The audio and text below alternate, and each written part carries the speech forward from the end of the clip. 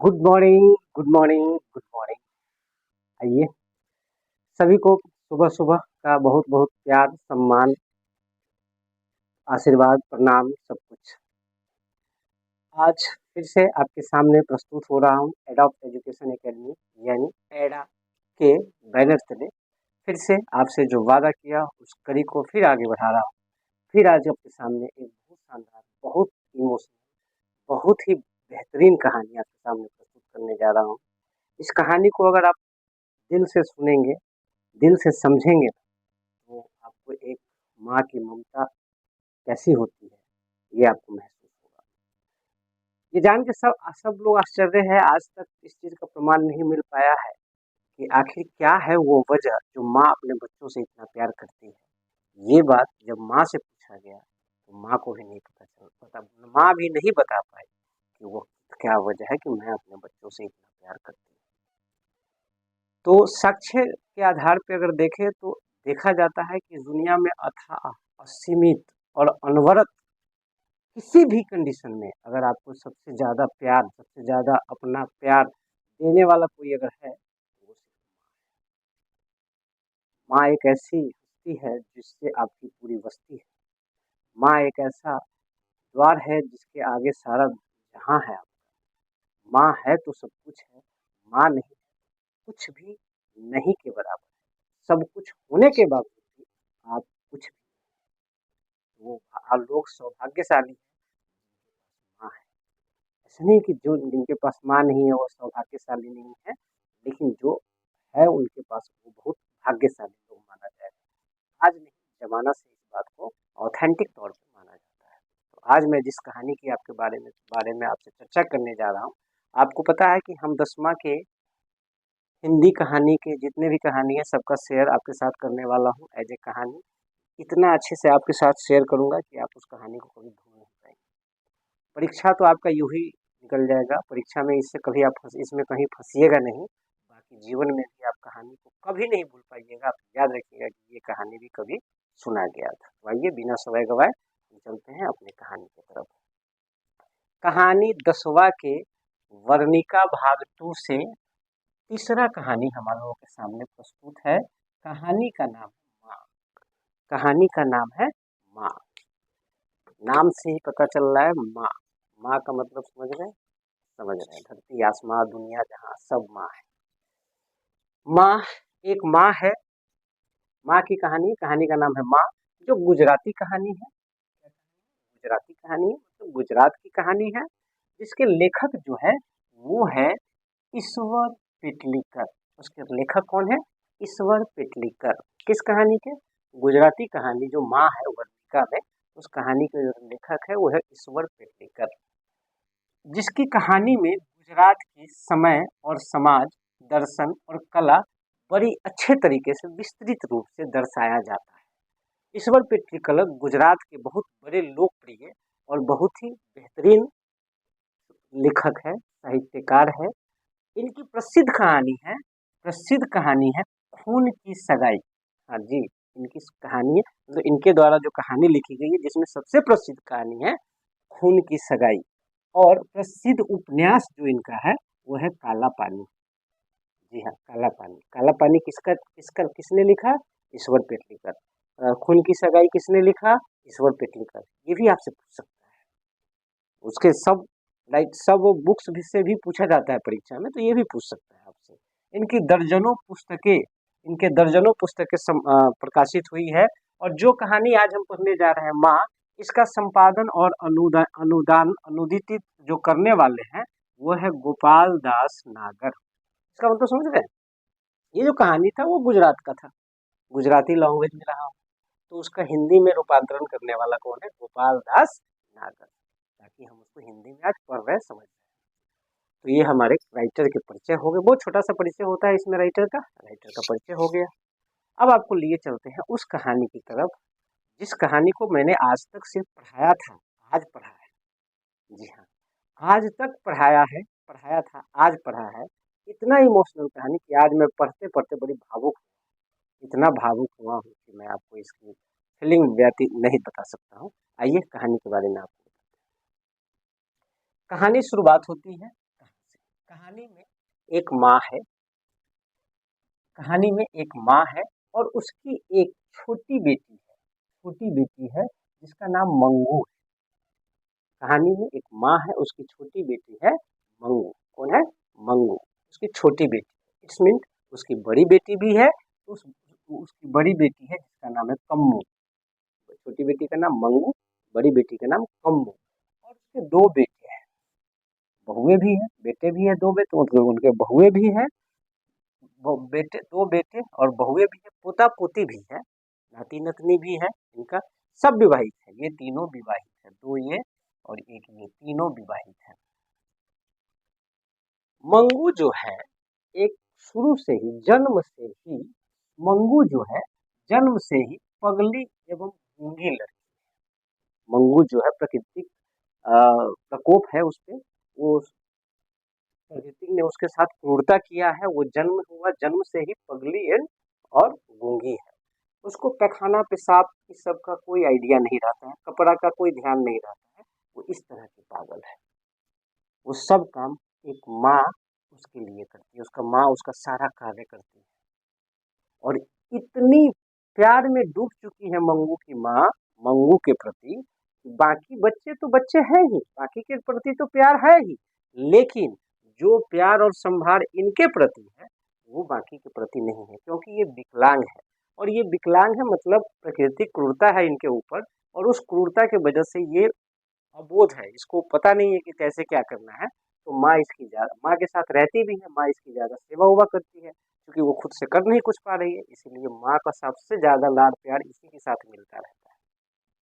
अब देखिए, सोच के देखिए, घर में तीन चार बच्चे हैं, चार में तीन, दो की शादी, दो लड़कों का लड़की का शादी हो गया है पूरा एकदम।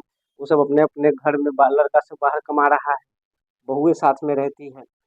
लड़की की शादी हो गई, वो अपने ससुराल में एकदम ढिंगोला पे डोल रही है, सब अच्छे कंडीशन में है। अब एक बेटी जो है वो उनके साथ घर पे रहती है, तो उसका ख्याल कौन रखे? तो माँ माँ ही कर सकती है, दूसरा कौन कर सकता है? एक बच्चे की पालन पोषण खराब कंडीशन में एक माँ ही है जो कर सकती है, करती है।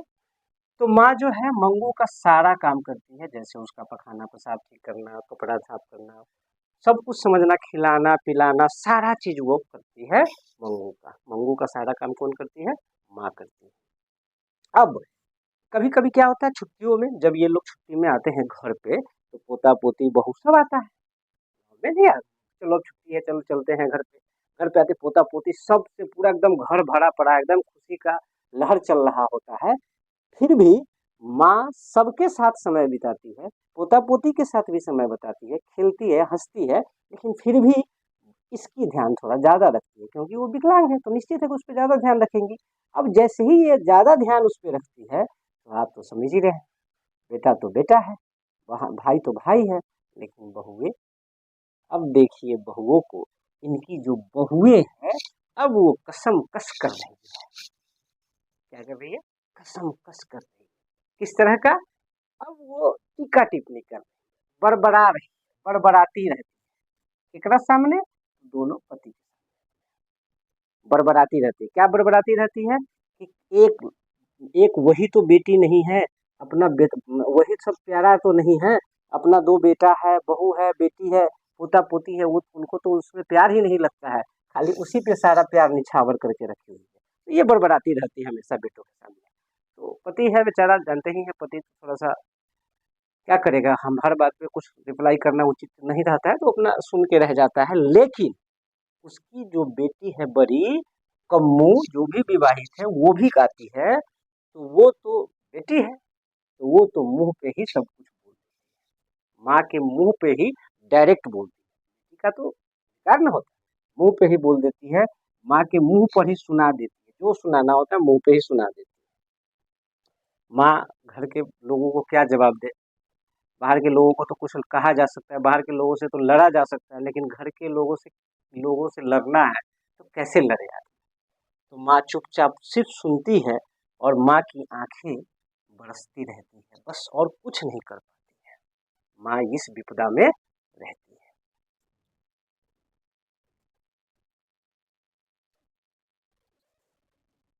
तो इस प्रकार से, और उसकी बेटी उसको सुना रही है, माँ सुन रही है, रो रही है, कुछ कह नहीं पा रही। उसकी बेटी जो है कमू एक कहावत के तौर पर एक बात कहती है कि पराई माँ ही कान छेदती है। ये एक ऑथेंटिक कहावत है कि पराई माँ ही कान छेदती है, क्योंकि अपनी माँ जो होती है वो बच्चे के लिए प्यारा होता है, माँ को बच्चा प्यारा होता है, तो उसका दर्द उससे देखा नहीं जाता है। तो इसलिए जब किसी लड़की का कान छेदाता है, नाक छेदाता है, तो पराई आदमी छेदता है, पराई औरत छेद सकता है। वही औरत अपने बच्चे का नहीं छेद सकता है, लेकिन दूसरे का छेद सकता है। तो ये कहावत है, माँ ये कहावत भी बोलती है वो अपने माँ को कि पराई माँ ही कान छेदती है, तुम उसको बढ़ा चढ़ा के रखी हुई है, तुम्हारे लाड़ प्यार के वजह से ही वो पागल जब बनी हुई है। अरे नहीं, कुछ तो कम से कम उसको दो चार गलती करने पे दो चार चाट मारती तो हो सकता था कि कम से कम वो अपना जो काम है वो अपने से कर पाती। जानवर को भी दो चार बार मार के समझाया जाता है तो उसको समझ में आता है, वो तो इंसान है, समझ सकती है। ये उसको यही बात सब कह रही है। मगर ऐसा नहीं है कि कम्मू के मन में उसके प्रति प्यार नहीं है, प्यार है, लेकिन कम्मू भी चाहती है कि वो ठीक हो जाए। लेकिन कम्मू के मन में कभी विद्वेष आ जाता है तो ऐसा बोल देती है।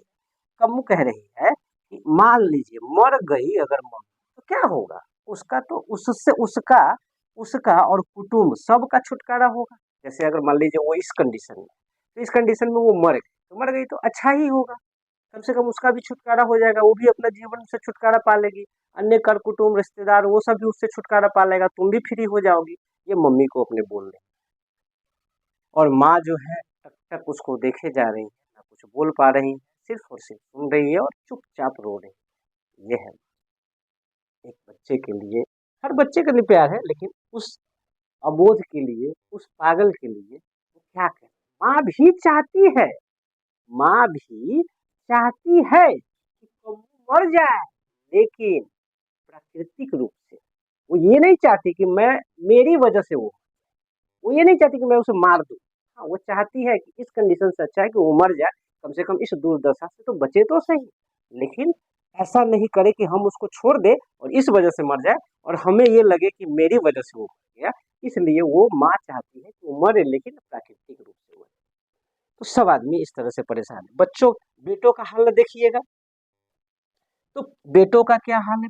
पुत्र लोग जो है, उसका बेटा जो है, वो बेटा लोगों का क्या है? माँ के भाव को समझती है, वो माँ के भाव को समझते हैं, इसीलिए वो मौन रहते, कुछ नहीं बोल रहे।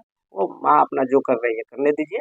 वो समझ रहा है कि माँ इस बात को मानती है कि उसको ध्यान देना है, तो वो अपना ध्यान दे रही है, इसलिए वो मौन रहते, वो कुछ नहीं बोलते हैं। अब क्योंकि वो तीन गोरे निशांत डॉक्टर नकार दिया, मतलब ये हुआ कि तीन डॉक्टरों से उन लोगों ने दिखवाया था, उन लोगों ने नकार दिया कि इसका पागलपनी ठीक होने वाला नहीं है। हाँ, अगर ये अच्छे डॉक्टर नर्स के साथ रहे तो हो सकता है कुछ स्वभाव में, कुछ तरीके में, रहन सहन में उसको कुछ आदत लग जाए, लेकिन ये ठीक न होने की संभावना नहीं है। और बेटे जानते थे कि नर्स और डॉक्टर के बीचों में रहना तो वो गांव में संभव नहीं था, इसलिए उसने कुछ नहीं किया। माँ को जो लग रहा था कर रही थी, वो अपना अपना उस पर कोई टीका टिप्पणी नहीं कर। भाई भी होता, वो भी तो भाई था, वो कैसे उसको छोड़ देता। अब माँ की विपदा समझ, ये तो आपने देखा, उसकी बेटी बहुए बेटा मंगू क्या है माँ, अब माँ क्या सोच रही है वो देखिए। माँ तो माँ है, माँ की उपमा नहीं दी जा सकती है, माँ के बारे में जितना कहा जाए कम ही है। तो माँ की देखिए क्या स्थिति है। माँ को लोग, हमें लोग भी, गांव घर घर के लोग नहीं, बाहर आसपास के लोग भी तो कहता है ना, सलाह देता रहता है कि आप इसको ये करिए, वो करिए, यहाँ दिखाइए, वहाँ दिखाइए। और संजोग से माँ को जहां जहां भी लोग कहता है दिखाने के लिए, माँ दिखा रही है। अस्पताल, डॉक्टर, हकीम, फकीर सबको दिखा रही है, ज्योतिषी सबको दिखा रही है, लेकिन वो ये नहीं चाहती कि हम उसको, हाँ, गांव के लोग ये भी कह रहे हैं कि उसको अस्पताल में भर्ती करा दीजिए। माँ कहती है अस्पताल का मतलब गौशाला होता है, वहां पे अस्पताल का मतलब क्या हो गया? जैसे गायों को बांध के रखा जाता है, उसी तरह से उसको बांध के रखा जाएगा। अस्पताल मतलब गाय, गाय, अस्पताल को गाय गौशाला की उपमा देती है कि वो वहां पे गाय की तरह बांध के रखी जाएगी। और मैं नहीं चाहती कि, मैं तो उसकी माँ हूँ, मैं तो जीवित हूँ, मैं नहीं रहती तो हो सकता था बेटा लोग, बहू लोग उसको कुछ कर दे, लेकिन मैं नहीं चाहूंगी कि मैं अपने बच्चे को गौशाला में रख दूं, बांध के रखूं। ऐसी उपमा वो दिए फिरती है। माँ का कहना है, लोग जब उसको कहते हैं, घर वाले लोग भी कहते हैं, तो माँ कहती है कि स्वार्थ से सभी सगा, डायलॉग देती है माँ कि स्वार्थ से सभी सगा पर निस्वार्थ से सगा, सगा वही सच्चा सगा। क्या लाइन है, क्या लाइन है? स्वार्थ से तो सभी सगा सगा, पर निस्वार्थ से जो सगा हो वही सच्चा सगा होता है। ये लाइन कह के लोग माँ क्या करती है, लोगों का मुंह बंद कर देती है। गांव के लोग ये सब बात कर रहे हैं। अब जिन लोगों को पता चलता है कि वहाँ बीमार लोग हैं तो वहाँ अपना ज्योतिषी वगैरह पहुंचता है। शिलाजीत और हींग बेचने वाला उसको पागल करार दे के उसको अपना दवाई बेच बेच के अपना माँ अपना दिखा रही है, टोटा टुकना करवा रही है। एक ज्योतिषी ने उसको बोला था, माँ को एक ज्योतिषी ने बोला था कि अगहन महीना में जब वो 14 वर्ष की होगी, अगहन महीना में मतलब ऐसे समझिए कि ज्योतिषी ने बोला था कि आने वाले अगहन महीना में वो ठीक हो जाएगी। ज्योतिषी सबका तो जानते हैं, कुछ लेने देने के लिए कुछ भी बोल दिया। और माँ बहुत खुश हो गई कि चलो अब तो अगहन आने वाला है, ठीक हो जाएगी। और माँ क्या सोच रही है मन ही मन कि ये जो अगहन आएगी तब ये 14 साल की हो जाएगी। कितना की हो जाएगी? 14 साल की हो जाएगी। और बड़ी बहन जो इसकी कम्मू थी उसका 14 साल में तो शादी भी हो गया था, तो इसका भी अगर ये ठीक रहती तो इसका भी शादी हो जाता। और ज्योतिषी ने जैसे कहा है कि अगहन में ठीक हो जाएगी, तो अगहन में कहीं ठीक हो गया तो इसका तो शादी, इसका भी शादी होगी। शादी के बारे में क्या ख्याल आता है? मूरी मूर्तिया, मतलब कह रही है मूरी का तो रूप रंग ऐसा है कि कोई मूर्तिया, मूरी माने वर, मूरी माने वधु, अब मूर्तिया माने वर, ये हो गया वधु, वर वधु, वधु वर। मतलब कह रही है कि मारी की तो ऐसी मूरत है कि कोई भी मूर्तिया देखेगा तो सीधे हाँ कह देगा, खाली वो ठीक हो जाए। और फिर मन ही मन उसका ख्याल लेके मन में संजो रही है कि चलो उसका शादी होगा। बड़ी बहन की जब शादी हुई थी तो उस समय तो वो घर की स्थिति उतनी अच्छी नहीं थी, लेकिन अभी तो घर की स्थिति अच्छी है। भाई लोग कमाते हैं, पैसे पानी की तरह बहाएंगे, अच्छा से शादी करेंगे, ऐसा विचार उसके मन में चलता रहे। और इस बात को सुन के समझ के वो खुश होती रहती है, अपना सोचती रहती है इस प्रकार से। अब एक बार हुआ ये कि जैसे ही अगहन महीना आने वाला था तो एक बार वो हौज में पेशाब के लिए अपने मन से बुद्धिमान आदमी की तरह बैठ गई। अब जैसे ही बैठी ना तो अब तो माँ का खुशी खुशी मतलब समा नहीं रहा था, रह नहीं समा रही थी कि अब क्या करे, अब तो ठीक हो रही है। अब वो गांव में कहे फिरते घूम रही है कि अरे अब तो मंगू ठीक हो रही है। उसने जैसे ज्योतिषी ने कहा था कि 14 वर्ष में ठीक हो जाएगी, अब तो वो एक हौज में टॉयलेट में खुद पेशाब करने बैठ गई। ये बात, अब ये बात जिस आदमी को कह रहा है वो आदमी का ये बात उसके गला से अंदर जाए जाए तब तक लोग क्या देख रहा है, मंगू मिट्टी पे पेशाब कर चुके करके और गीली मिट्टी को ऐसे हाथ से हिल रही। अब माँ उसको बड़े प्यार से समझाती है, बड़े प्यार से समझाती है, मंगू बेटा ये नहीं करना चाहिए, ये गलत बात है। जैसे कि वो बहुत समझदार है। और इस प्रकार से वो अपना ये दिन चल रहा था। अगहन भी आने ही वाला था और फाइनली ये हुआ कि अगहन आ गया। क्या आ गया? अगहन आ गया। मंगू तो ठीक नहीं, अगहन आ गया, बट मंगू ठीक नहीं हुआ। ये कि शहर के कन्या विद्यालय में, शहर का एक विद्यालय कन्या विद्यालय में एक कुसुम नाम की लड़की थी, वो पागल हो गई। कन्या विद्यालय में एक कुसुम नाम की लड़की जो थी वो पागल हो गई। ये ठीक नहीं हुई, पागल हो गई। माँ को जब ये पता चला कि कुसुम जो शहर में रह के कन्या विद्यालय में पढ़ रही थी वो पागल हो गई, तो माँ को थोड़ा संतुष्टि भी हुआ अपने बच्चे को लेकर कि चलो वो तो लड़की ठीक थी, फिर बाद में पागल हो गई, इसका मतलब ये तो बचपन से पागल है। तो जब वो पागल हो सकती है, बाद में भी लोग पागल हो जाता है, तो ये तो बचपन से पागल है। तो थोड़ा संतुष्टि मिली, लेकिन थोड़ा दुख भी हुआ कि पागल नहीं। अब हुआ ये कि उसके घर वालों ने क्या किया, उसको अस्पताल में भर्ती कराया।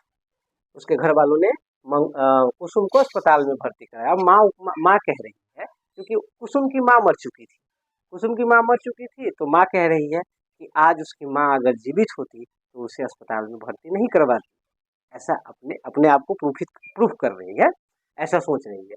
हुआ ये, कुसुम गई अस्पताल में, 1 महीना रही। 1 महीना में धीरे धीरे वो सब चीज ठीक करने लगी। 1 महीने के बाद उसको बिना बांधे हुए रखा जाने लगा, उसमें सुधार आया, खबर आया गाँव में, बात लोगों में फैली, माँ को भी पता चला। फिर उसके बाद कुछ देर बाद उसको खुला रखा गया। फिर 2-3 महीने बाद वो ठीक हो गई। 2-3 महीने बाद कुसुम ठीक हो गई और वहाँ से वो रिटर्न घर आ गई। जब वो घर आई तो उसके घर सब लोग गया देखने की कुसुम ठीक हो गई। गाँव में होता है कि कोई हॉस्पिटल में हो ठीक हो जाता है तो लोग देखने जाता है, यही तो समाज में गाँव में एक प्रेम का भावना होता है। शहर में किसके पास समय है, लेकिन गाँव में समय हो नहीं होने के बावजूद भी अपने पराये को लोग हॉस्पिटल में हो, हॉस्पिटल से ठीक होके आना, अस्पताल में हो, किसी मामला में फंसे हो, लोग जाता है, उससे मिलता है, उसको सहारा देता है, सांत्वना देता है कि ठीक है, उसको साहस देता है। तो सब लोग जा रहा था कुसुम को देखने, माँ सबसे आगे थी। माँ गई कुसुम को देखी, माँ गई लोगों के साथ साथ कुसुम कुसुम को देखने गई और कुसुम को देख के आई। माँ को थोड़ा सा पॉजिटिव एनर्जी मिला, पॉजिटिव लगा कि अरे अस्पताल में इसका मतलब लोग ठीक होता है। फिर हुआ ये कि फिर भी माँ को संतुष्टि नहीं हुआ, उसने कुसुम को अपने घर पे बुलाया। कुसुम घर पे आई, माँ कुसुम से बात करी, कुसुम से पूछी कि वहाँ पे कैसे आपको देखा रखा जा रहा था, वहाँ का डॉक्टर कैसा था, नर्स सब कैसा व्यवहार आपसे करता था, ये सब बात उससे पूछ रही है। माने उस वो अस्पताल के बारे में जानना चाह रही कि अच्छी व्यवस्था है या नहीं है। कुसुम कहती है माँ जी वहाँ सब कुछ बहुत बढ़िया रहता है, वहाँ कोई पागल किसी डॉक्टर को या नर्स को एक चट मार भी दे तो भी वो रिप्लाई नहीं देता है, वो अच्छा से ही जवाब देता है, बहुत अच्छा व्यवस्था होता है। ये सब सुन के माँ को थोड़ा सा अंदर से हिम्मत जगा। लोग भी बोल रहा था कि चलो उसको हॉस्पिटल में भर्ती अब आपको करवा देना चाहिए, आप अब समय आ गया है। माँ अब उस बार में जो विरोध कर रही थी कि अस्पताल गौशाला है, वो जब कुसुम ठीक होके आई, जब लोगों ने उसको कहा कि अस्पताल में भर्ती कराएं, माँ इस बार विरोध नहीं कर रही थी उसका। वो विरोध नहीं कर रही थी क्योंकि प्रूफ सामने था। माँ घर आई, माँ ने भी सोचा चलो अच्छा है, कम से कम चाकरी का समय तो खत्म हो जाएगा ना। चाकरी का मतलब ये हुआ कि जैसे मंगू बड़ी हो रही, उसका चाकरी मैं कर रहा हूँ, भाभी लोग है वो चाकरी करेगी नहीं, बेटा का क्या है, बहू के बहू बहू के अ, बहू के साथ रहता है, कभी आज तक कोई आने के लिए निमंत्रण नहीं दिया है, कल के डेट में मुझे कुछ हो गया तो मंगू का क्या होगा। तो कम से कम वहाँ रहेगी तो उसका चाकरी करने वाला कोई रहेगा तो सही, बेटा बहू तो करेगा नहीं, हम नहीं रहेंगे तो कौन करेगा। तो ये सब सोच के उसने क्या किया, अपने बड़े बेटे को पत्र लिख दिया। बड़े बेटे को पत्र लिख दिया। पत्र लिखने के बाद अब वो रात में सोई हुई है और विचार कर रही है, अरे चाकरी में वो तो पता नहीं कैसे होगा, ये सोच रही है। और इतना सोच रही है कि बिछौना तर हो गया आंसू से रोते रोते, इतना सोच रही है। और सोचते सोचते एकदम कांप उठती है और बोलती है, अंदर से मन बतियाता होता है, अंदर से कहती है क्या मैं थक गई हूँ, क्या मैं थक गई हूँ, क्वेश्चन आता है अंदर। अब जैसे ही ये क्वेश्चन आता है फिर ये परेशान हो जाती है, जो मैंने जल्दी कर लिया। अभी उसको बड़े बेटे को ले पत्र लिखना अच्छा नहीं था, अभी गर्मी का समय है, ठंडा का समय है, ठंडा में पता नहीं उसका वस्त्र वो संभाल नहीं पाती है, ठंडा में बिछावन पे ही पेशाब कर देती है, बस्तर खराब कर देती है, बिस्तर खराब कर देती है, ठंडा में डालूंगा कहीं वहाँ पे दिक्कत हो जाएगा, मैंने जल्दी कर दी। अब ये सब सोच के वो परेशान हो रही है, अब रोए पे रोए जा रही है। और इसीलिए फिर उसका बेटा आ भी जाता है, बेटा को पत्र मिलते ही बेटा आ जाता है। बेटा अपना सोर्स पैरवी लगा के मजिस्ट्रेट वगैरह डॉक्टर वगैरह से अपना फॉरवार्डिंग वगैरह करवा के और मंगू को हॉस्पिटल जाने के लिए तैयार कर लेता है। मंगू के हॉस्पिटल जाने के लिए पेपर वगैरह कार्रवाई कर लेता है। अब हॉस्पिटल जाने का समय आ गया है। अब देखिए माँ के साथ क्या विपदा चल रही है। माँ हॉस्पिटल जाने के दिन सवेरे सवेरे जब बाहर निकल रही थी तो मंगू की तरफ देखी, मंगू को नया कपड़ा पहनाया गया। मंगू नया कपड़ा में ना वैसे कलर था, नया कलर था तो वैसे देख रही थी, खुश हो रही थी और माँ को देख के मुस्कुराई। जैसे ही माँ को देख के मुस्कुराई ना, माँ का कलेजा फट गया और माँ रोने लगी। और जैसे ही वो अपने डेहरी से नीचे उतरना चाह रही थी तो ये देख के ना वो सीधे पिछल गई और गिर गई नीचे। आसपास के जो लोग थे उनको उठाया, मंगू को उसको उठाया, फिर सहारे से आगे बैलगाड़ी लगी हुई थी, पहले बैलगाड़ी से जाना जाता था स्टेशन पे, तो बैलगाड़ी लगी हुई थी, बैलगाड़ी पे उसको चढ़ाया गया और स्टेशन की तरफ बढ़े। गाड़ी वहाँ से चल आगे स्टेशन रेलवे में ट्रेन में बैठे, ट्रेन में जा रहे थे तो आपको तो पता है अब अस्पताल जाने का सफर में देखिए क्या हुआ कि ट्रेन में जा रही थी। अब ट्रेन में तो लोग बैठे रहते हैं, उनको तो कोई मतलब है नहीं, उसको तो सफर काटना होता है, तो उसको तो कोई मुद्दा मिलना चाहिए। और उसको मुद्दा मिल गया। सामने मंगू थी, पागल लड़की ऐसे ही बैठी हुई थी। अब आपस में लोग बतिया रहे हैं। बतिया क्या रहे हैं? अरे ये लड़की पागल है, तो हाँ पता चला पागल है। फिर उसको पता चला इसको हॉस्पिटल भर्ती करने जा रहे हैं। फिर उसी में एक आदमी कह रहा है कि अगर इसकी माँ होती तो भर्ती नहीं होती, पता नहीं अस्पताल में कैसे बैल भैंसी की तरह रखा रखा जाता है, आप लोग पता नहीं है। और उसको अस्पताल में नहीं भेजना चाहिए, इतनी अच्छी लड़की है, तंदुरुस्त है, वहीं में जाएगी एकदम लकड़ी हो जाएगी। मेरे गांव का एक आदमी था, एक बुजुर्ग है, वो 5 साल से हॉस्पिटल में है। वो भर्ती करवा दिया उसका बेटे ने, अभी तक ठीक नहीं हुआ। और जब भी गांव का कोई आदमी उससे मिलता है तो उसको कहता रहता है कि मुझे घर ले चलो। ये सब बात सुन के ना माँ का कलेजा एकदम फट रहा है, समझिए। वो और विपता में घिरी जा रही है, वो अपने आप को कंट्रोल नहीं कर पा रही है। वो सोच रही है कि मैं अगर अकेले होता, अगर मैं अकेले होता तो रिटर्न गाड़ी से इसको रिटर्न लेके घरे चल जाता। लेकिन बेटा छुट्टी लेके आया है, अगर मैं अभी कहूँगी तो वो सोचेगा कि माँ को और कोई काम नहीं, यही काम सब करवाती रहेगी। अब वो बेचारी को ना वो कुछ बोल पा रही थी, ना कुछ कह पा रही थी। किसी को पता चला ये आपका माँ, ये उसकी माँ है। बोला, आप माँ है फिर भी आप इसको अस्पताल भर्ती करने जा रहे हैं? माँ कुछ नहीं बोल रही, सिर्फ रो रही। ये है माँ। इतनी गहराई से आप इसको सोचिएगा ना, समझिएगा, कहानी आपके जहन में घुस जाएगा, कभी नहीं भूल पाएंगे। उसके बाद क्या हुआ? अस्पताल पहुंचे। अस्पताल में जब पहुंचे तो वहां का नजारा, अस्पताल में जब पहुंचे तो वो उस समय मिलन का टाइम था, एक दूसरे से लोग मिलने आता है, जो लोग पागल भर्ती होता है, मरीज उसको आता है मिलने, उसके मरीज के पति उति उसका आसपास अपने सगे संबंधी लोगों से मिलने का टाइम था, तो सब मिल रहा था एक दूसरे से। तो पागल पत्नी पति से, एक पत्नी अपने घर बच्चों के बारे में बता रहे थे कि ये अपना कहानी बता रहे थे। एक पत्नी थी जो पागल थी, उसका पति उससे मिलने आया था। तो वो पत्नी पति को गले लगा ली थी, और उसके बगल में एक परिचारिका खड़ी थी।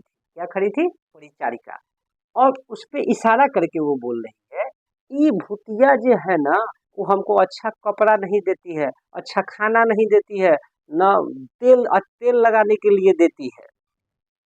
परिचारिका बड़ी खुश मतलब मुस्कुराते हुए बोलती है कि कोई बात नहीं है, अभी आपका पति जो लाया है वो खा लीजिए, फिर उसके बाद आपको अच्छा अच्छा कपड़ा, अच्छा अच्छा खाना, अच्छा अच्छा सब कुछ देंगे। तो वो बोलती है मैंने मंजन नहीं किया है। पागल थी, बोली, मैंने मंजन नहीं किया, मुंह नहीं धोया है। तो परिचारिका गई और पानी लाई, मंजन लाया, उसको मुंह धुलाया। लेकिन माँ जी देखी कि उसका मुंह धोया हुआ था, बाल उल सब ठीक था। तो माँ को समझ में आ गया कि वो इसका मतलब ये पागल है, इसीलिए ऐसा बोल। माँ को समझ में आ गया इसका मतलब परिचारिका सब यहाँ की ठीक है। वहां पे डॉक्टर आए, स्त्री वार्डन, स्त्री वार्ड की मेट्रॉन और परिचारिका, ये तीनों लोग वहां पे थे। अब जैसे ही डॉक्टर मेट्रॉन आ गई, मेट्रॉन आई, डॉक्टर आए, परिचारिका सब लोग वहां पे आए। अब मंगू वहां पे खड़ी है। मंगू अब देख रही है, सिर्फ टुकुर टुकुर देख रही है, और माँ के बगल में खड़ी है। अब माँ को बोला नहीं जा रहा है। डॉक्टर मेट्रॉन से बोली, मेट्रॉन आई, परिचारिका आई, परिचारिका डॉक्टर बोले कि ठीक है अब इसको भर्ती कर दीजिए। माँ बोली कि देखिए मुझे एक थोड़ा सा ये लग रहा है कि पता नहीं ये कैसे रह पाएगी, क्योंकि ये अकेले नहीं रह पाती है, रात में अकेले नहीं सो पाती है। उसको वो कपड़ा खराब हो जाता है, पेशाब कर लेती है, कपड़ा बदलना होता है, तो बार बार चेंज करना पड़ता है। तो परिचारिका लोग उसको सांत्वना दिया कि माँ जी यहाँ चिंता करने की बात नहीं है, यहाँ पे रात में 3-4 बार जांच किया जाता है कि क्या क्या कपड़ा किस तरह का कौन पहना हुआ है, कुछ ही गड़बड़ होता है तो उसको चेंज किया जाता है, टाइम पर उसको खाना दिया जाता है। इसके लिए आप बेफिक्र होइए, रहिए। माँ को उनकी बातों पे थोड़ा थोड़ा भरोसा हो भी रहा था, लेकिन पूर्ण रूप से वो सेटिस्फाइड नहीं थी उस बात से। अब माँ जब रास्ते में जा रही थी तो जब मिलन का टाइम खत्म हो गया, सबको अंदर ले जाया जा रहा था, थोड़ा छोटा सा गेट खुल गया। तो माँ देखती है कि अंदर में एक पागल स्त्री पूरा बैताल रूप बनाए हुए ऐसे कर रही है, 2-4 लेडीज इधर उधर घूम रही है। माँ को अब डर लगने लगा, पता नहीं माँ उसमें कैसे रह पाएगी। अब इस बात से वो डर रही। डॉक्टर वार्डन वार्डन और परिचारिका ने उनको बोला कि माँ जी आप चिंता नहीं करिए, ये अच्छे से रहेगी। परिचारिका का मतलब हो गया नर्स, और मेट्रॉन का मतलब हो गया नर्स के जो हेड होता है वो डॉक्टर, डॉक्टर हो गया। परिचारिका ने बोला कि आप माँ चिंता नहीं करिए, ये ये मेरी जिम्मेवारी है, ठीक हो जाएगी, आप परेशान नहीं होइए। तो माँ बोली कि आपके यहाँ से कुसुम ठीक होके गई है, इसीलिए मैं इसको भर्ती कराने आई हूँ। तो परिचारिका ने बोला कि ठीक है माँ जी, वो ठीक होके चली गई, ये भी ठीक होके चली जाएगी, आप चिंता न करें। माँ जी अपना मंगू मंगू वो एक बगल में खड़ी थी, तो एक परिचारिका ने ऐसे रुमाल लेके ऐसे दिखाया, मंगू लाल रंग का देखा तो वो लेना चाहिए। तो परिचारिका बोली आओ लोगी, तो उसने अपना दिया, और वो उस सहारे मंगू को गेट के अंदर। अच्छा उससे पहले माँ बोली कि मुझे एक बार वो जगह दिखा दीजिएगा जहाँ मंगू रहना चाहती है। तो माँ ने बोल वो बोली, नहीं माँ जी ये नियम नहीं है, आप उस जगह नहीं देख सकते हैं। तो इस प्रकार से बात हुई, फिर मंगू को वो रुमाल दिखाई, तो मंगू उसको रुमाल लेने के बहाने बोले लोगी, तो मंगू उसका रुमाल लेने के बहाने उसको अंदर लेके चली गई। जैसे ही वो अंदर लेके गई, तो माँ का कलेजा मंगू मंगू कह के कलेजा पूरा कलेजा कांप उठा। मंगू मंगू कह के ऐसे लगा कि जैसे मंगू को कोई ले जाया जा रहा है, छूट रहा है, इस तरह से उनको लगा। फिर डॉक्टर साहब ने फिर उसको आश्वासन दिया कि आप चिंता नहीं करिए, मेट्रॉन ने आश्वासन दिया चिंता नहीं करिए। माँ जी बोली कि वो सूखी रोटी नहीं खाती है, दूध के साथ खाती है, नहीं तो दाल के साथ खाती है। बोले कोई बात नहीं, हम भी उसको वैसे ही खिलाएंगे, सूखी रोटी नहीं देंगे, जो जैसे रहता है उसको वैसे ही रखा जाता है। माँ इस प्रकार से उसकी भर्ती हो गई। अब माँ के मन में सब कुछ होने के बावजूद भी ये चल रहा था कि जब सब चीज ठीक था, तो मंगू को जहाँ रखा जाता था, मुझे जब बोला कि मुझे वो दिखा दीजिए, तो क्यों नहीं दिखाया मुझे? इसका मतलब है कि उसको जहाँ रखा जा रहा है वहाँ कुछ तो गड़बड़ है। ये चीज माँ के मन में चल रहा है। अब माँ उधर से रिटर्न हो रही है, ट्रेन में बैठी हुई है, और माँ रो रही है। एक आदमी उससे पूछती है माँ जी क्यों रो रही हो, कोई मर गया है क्या, किसी की मृत्यु हो गई है क्या? माँ जब ये सुनती है तो और भी कलेजा फट के रोने लगती है। उनके लिए तो यही लगता है कि किसी की मृत्यु हो गई है, उसको जला के मतलब उसको छोड़ के आ गया, तो इसका मतलब मृत्यु ही हो गई। माँ को ये सब सोच के और पूरा एकदम कलेजा फट जाता है। और इस प्रकार से वो पौने 11 बजे वो अपने घर पहुंचती है। घर के पास में ही एक परिजन था जो उनके रिश्तेदार ही थे, उन्होंने वो जगी हुई थी, उनका इंतजार ही कर रही थी। उनके लिए खाना भी बनाया था। लेकिन बोला परिजन बोले कि चलिए खाना खा लीजिए, लेकिन घर में जैसे कोई मर जाता है तो आदमी को खाने का मन नहीं करता, उसी तरह से कोई खाने का मन नहीं, बोला नहीं नहीं खाएंगे। परिजन भी ज्यादा फोर्स नहीं किया, बोला ठीक है कोई बात नहीं है। अब माँ अंदर चली गई। अब माँ के मन में सैकड़ों क्वेश्चन सब चल रहा है। मैं थक गई थी, फिर वही हुआ, गौशाला में रखा है, बांध के रखेगा, पता नहीं क्या करेगा उसमें, वो क्यों नहीं मुझे दिखाया वो जगह, ये सब बातें चल रहा था। और ये सब करते करते माँ ना बिछावन पे बैठी और माथा पटकी अपना सिर बिछावन पे, और रोने लगी। माँ की सिसकियाँ चल रही थी। कहा जाता है कि पति मर्द जो होता है ना उसमें थोड़ा सा का मर्द को दर्द नहीं होता, ये किसने कहा? मर्द को दर्द होता है, प्रॉब्लम ये है कि वो दर्द जाहिर नहीं कर पाता। दर्द होता है। कह रहे हैं पुत्र जो था, माँ की सिसकियाँ देख के सुन के वो पुत्र भी रोने लगा था, उसकी आंखों से आंसू आ रही थी, और मन ही मन सोच रहा था कि अगर माँ की यही हाल रही तो मैं माँ से सवेरे कल सवेरे ही माँ को बोल दूंगा माँ तुम चिंता मत करो, मैं मंगू को वहां से ले आऊंगा, उसकी कोई सेवा करे या न करे, मैं उसका सेवा करूंगा। आपकी बहू कोई उसका पखाना पेशाब साफ करे ना करे, मैं उसका जीवन भर सेवा करूंगा। ये बात कह दूंगा। माँ की एक दो सिसकियाँ चली थी, उसके बाद और भी सिसकियाँ अगर चलती तो ये बात वो अभी जाके माँ से कह देती, लेकिन लगा कि माँ सो गई है।